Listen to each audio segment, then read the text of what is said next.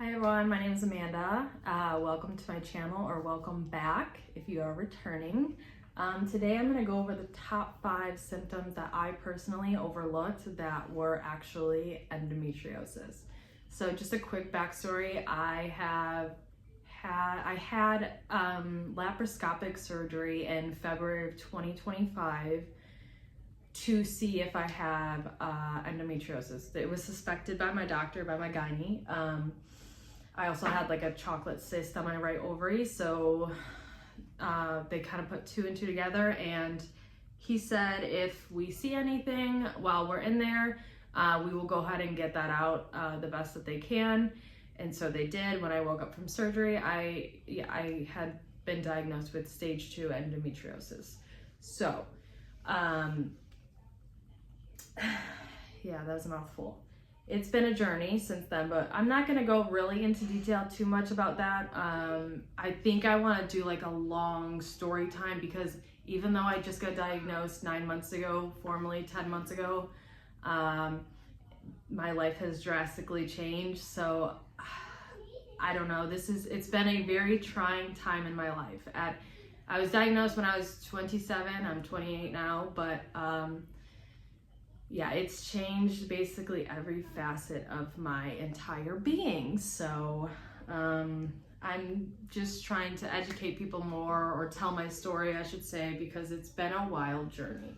So not to go into much detail, but I'm gonna give my top 5 symptoms that I overlooked that were endometriosis. So the first one being extreme fatigue.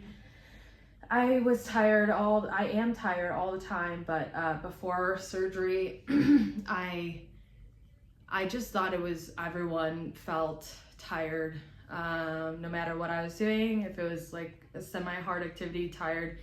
If I was laying in bed, I'd be tired. I always thought like I needed extra sleep, and even with getting extra sleep, it was never enough. I really just thought it was like my personality. I didn't think too much of it, but now it makes a lot more sense. The second one would be, I knew something might be wrong. I should just say, I knew something might be wrong, but I didn't know. You don't know what you don't know, right? So I have 3 small kids, so that, you know, anybody would be tired. So with all these things considered, I don't know. But yeah, so I thought I had a gluten intolerance, because food would upset my stomach. I went to the hospital like a year before I got diagnosed with everything for extreme abdominal pain, and they just said it was gas.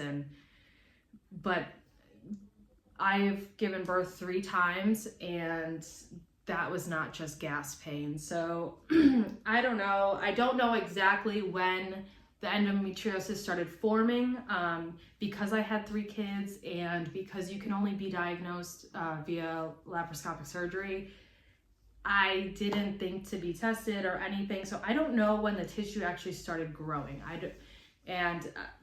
don't know if it starts growing directly when you start menstruating, because it is a reproductive female disease. I don't know entirely. I feel like maybe they would have seen a little bit of it or suspected it throughout my births and going to all those checkups or whatnot. But some doctors say that you can see some tracings of it on an ultrasound, I've heard, or an MRI. But I don't think it's obviously not as good as going in. So that was a long explanation of the gluten part, but yeah, I did think I had a gluten allergy or something, so I did start cutting that out towards the end before I got diagnosed. Okay, sorry, I'm out of breath. The third thing I overlooked would be heavy periods. Again,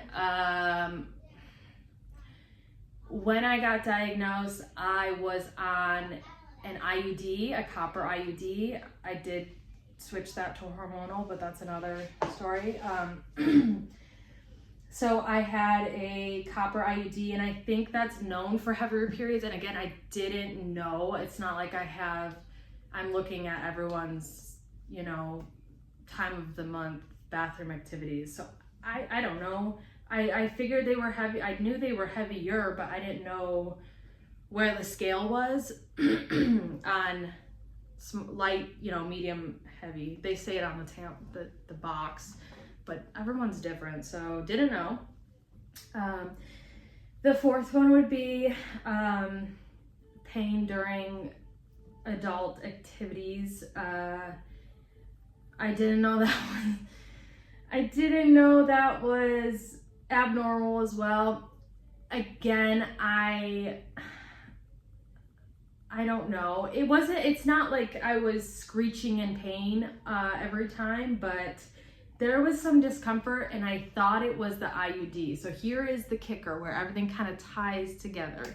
The reason why I went to my gynae in the first place was because I thought my IUD was maybe like shifted or lodged, they say, because I have had that happen before.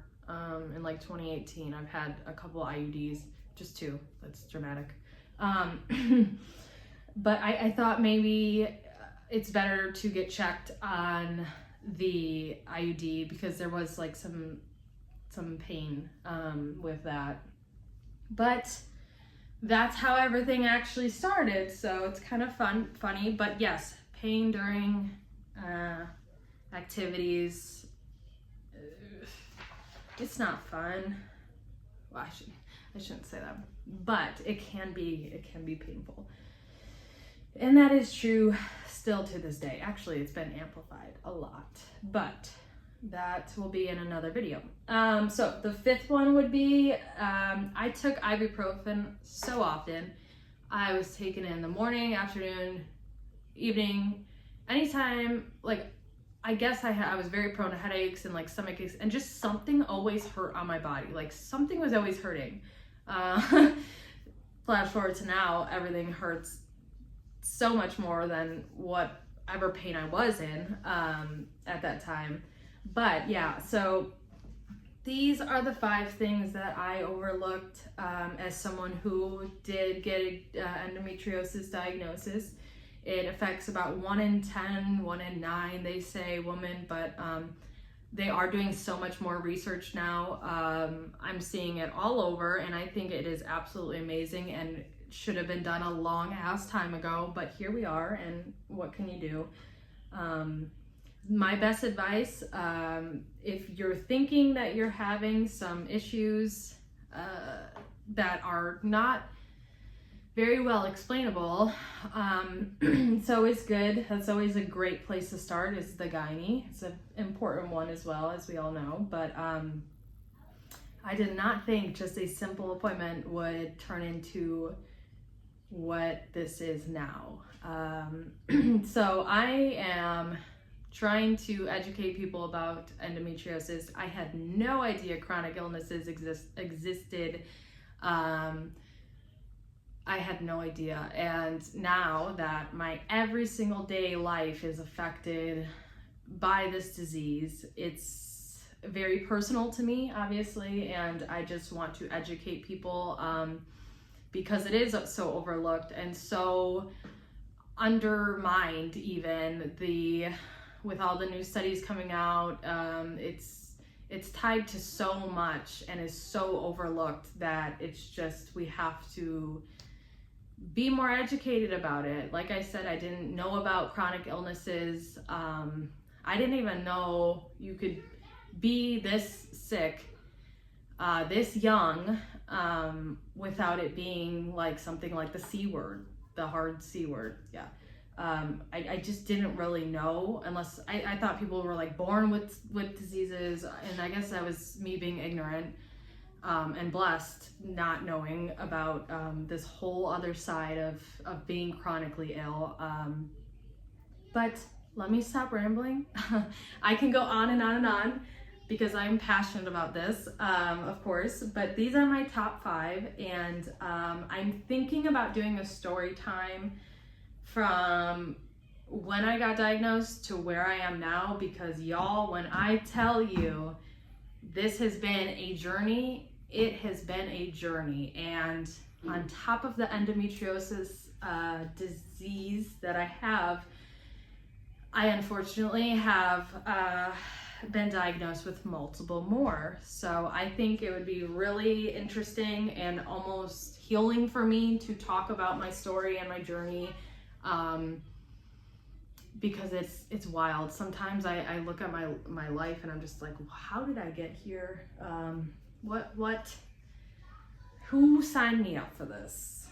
So yeah, that's what I got for you. Subscribe and like if you would like to. If not, do it anyway.